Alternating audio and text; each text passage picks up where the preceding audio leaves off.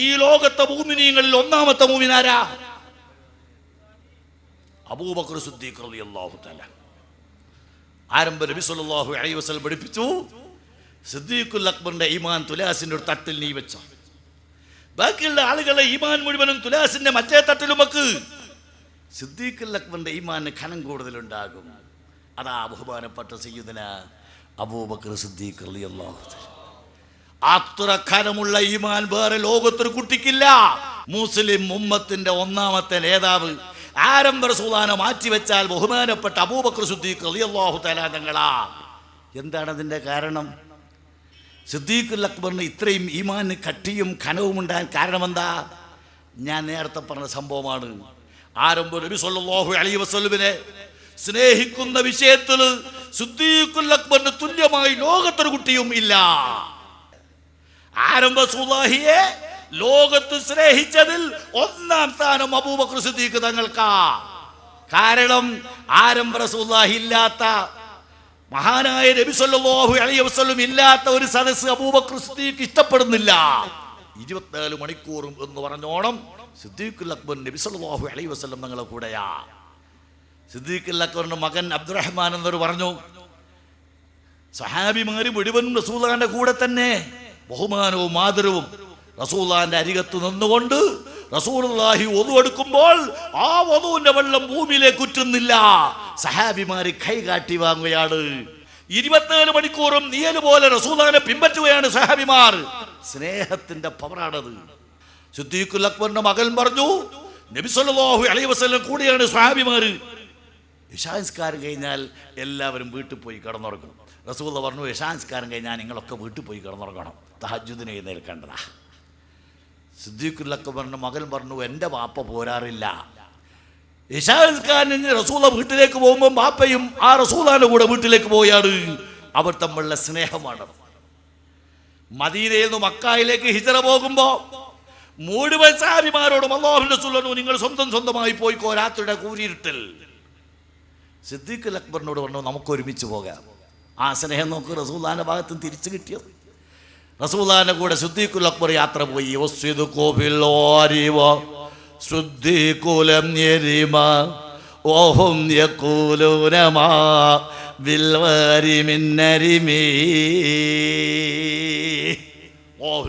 കൂടെയാണ് സിദ്ദീഖുൽ അക്ബർ മദീനത്തേക്ക് ഹിജ്റ പോയത്. എല്ലാ സമയത്തും റസൂലുള്ളാഹിന്റെ കൂടെ. റസൂലുള്ളാഹി എന്ന് പറഞ്ഞാൽ അപ്പടി സ്വീകരിക്കുന്ന മഹാനാണ് അബൂബക്കർ സിദ്ദീഖ്. ആ സ്നേഹമാണ്. അതുകൊണ്ടാണ് ആ ഈമാന്റെ പൂർത്തീകരണം. 2 വർഷം അല്ലാഹുവിന്റെ റസൂലിന്റെ വഫാത്തിന്റെ ശേഷം ബഹുമാനപ്പെട്ട അബൂബക്കർ സിദ്ദീഖ് ഭരണം നടത്തി. മുസ്ലിം ലോകത്തിന്റെ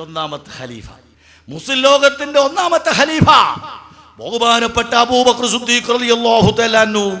2 വർഷം കഴിഞ്ഞപ്പോൾ രോഗം വന്നു.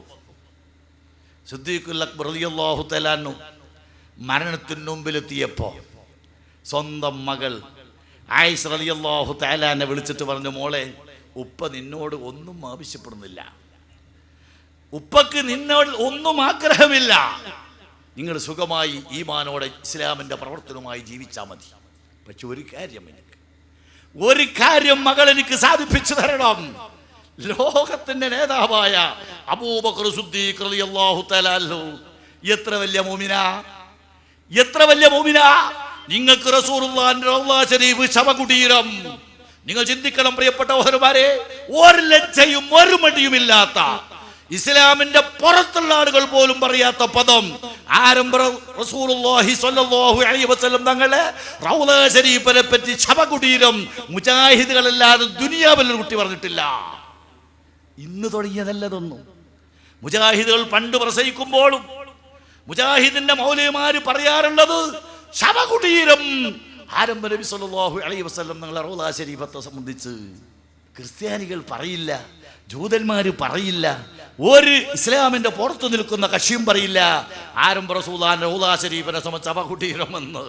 നിങ്ങൾ ചിന്തിച്ചോ, ഇവന്മാർ പരസ്യമായി ഒരു കൂസലുമില്ലാതെ ആരംഭ റസൂലുള്ളാഹിന്റെ റൗള ശരീഫിനെ സംബന്ധിച്ച് ശവകുടീരം പ്രസംഗിച്ച് നടക്കുകയാണ് സ്റ്റേജാന്തരം.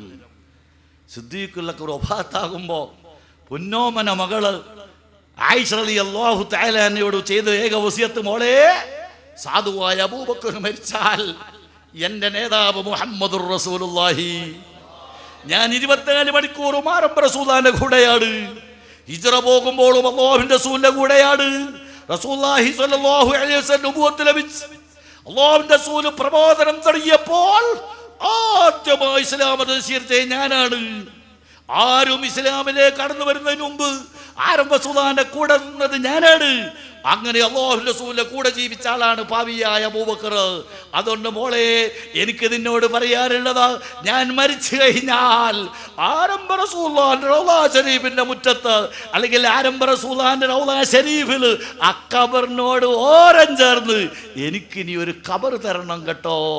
പിതാവിന്റെ അബൂബക്കർ സിദ്ദീഖിന്റെ വസിയത്താണ്. ഈ മുജാഹിദ് പറയുന്നത് പോലെ ഒരു ശവകുടീരമാണെങ്കിൽ എന്തിനാണ് അബൂബക്കർ സിദ്ദീഖ് റളിയല്ലാഹു തആല ആ ശവകുടീരത്തിൽ എനിക്ക് ഖബർ വേണമെന്ന് പറയാൻ കാരണം? എന്ത് മുജാഹിദായത്? സിദ്ദീഖുൽ അക്ബറിന് തിരിയാത്ത മുജാഹിദോ? ലോകത്തിന്റെ നേതാവ് ഒന്നാമത്തെ മുഅ്മിൻ അബൂബക്കർ സിദ്ദീഖ്. ആ ഈമാൻ ലോകത്തുള്ള മുഴുവൻ മുഅ്മിനീങ്ങൾക്കും ഇല്ല.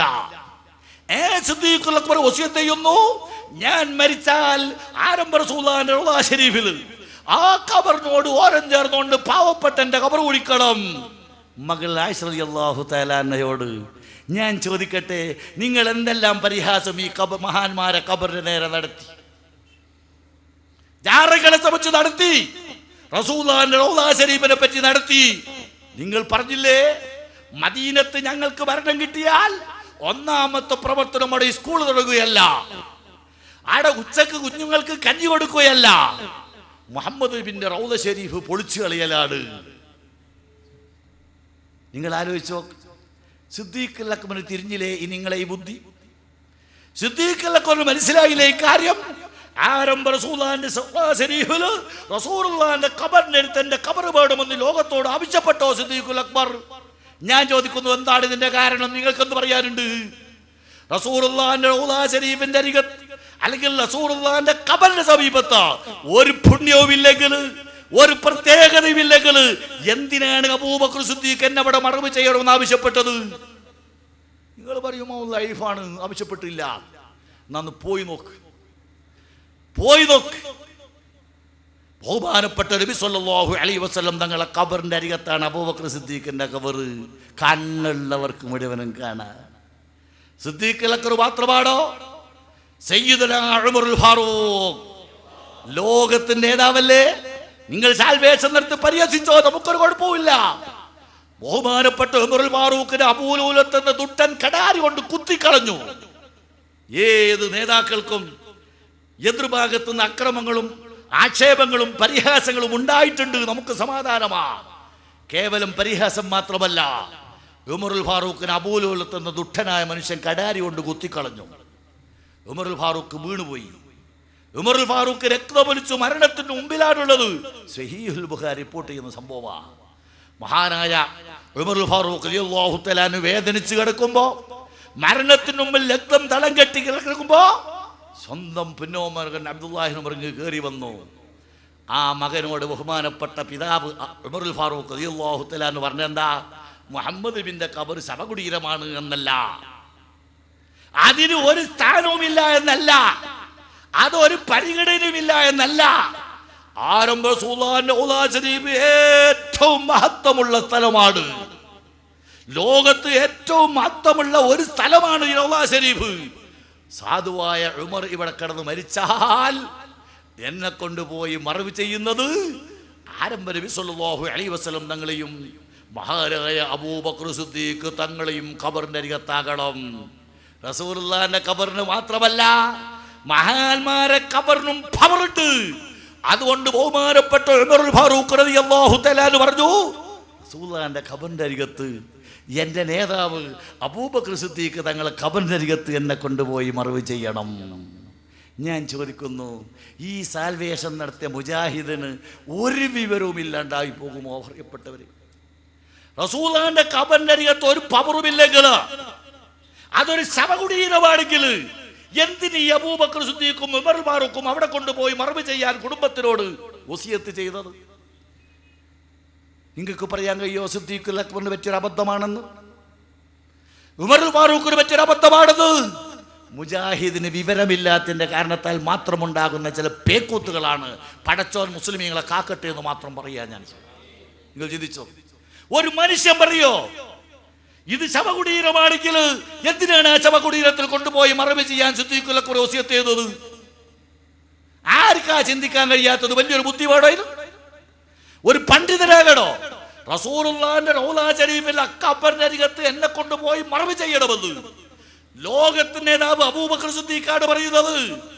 മഹാനായ സയ്യിദുനാ ഉമറുൽ ഫാറൂഖ് തങ്ങളാ പറയുന്നത്. ആ വാക്ക് അബദ്ധമാണോ? ശവകുടീരമാണെങ്കിൽ പറയുമോ ഈ നേതാക്കന്മാർ? അവർക്ക് ബുദ്ധിയുണ്ട്.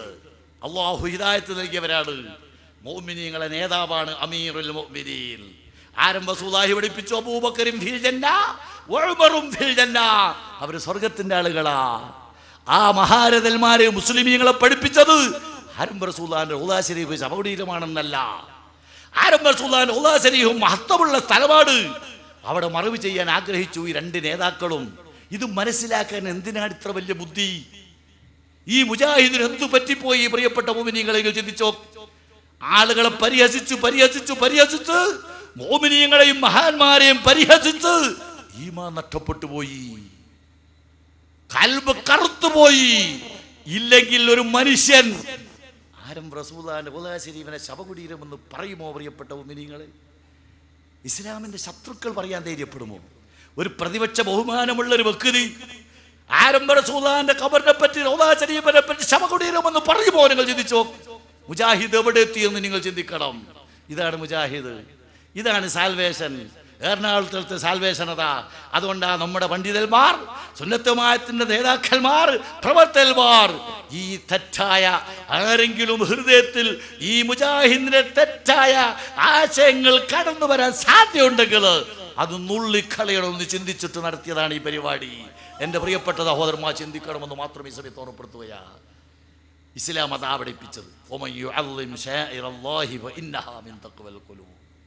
നിങ്ങൾ ചിന്തിച്ചോ. രണ്ട് നേതാക്കന്മാരെ ഞാൻ പറഞ്ഞതുകൊണ്ട് അവർ മാത്രമല്ല, മുഴുവൻ നേതാക്കന്മാരെ സ്ഥിതിയതാ.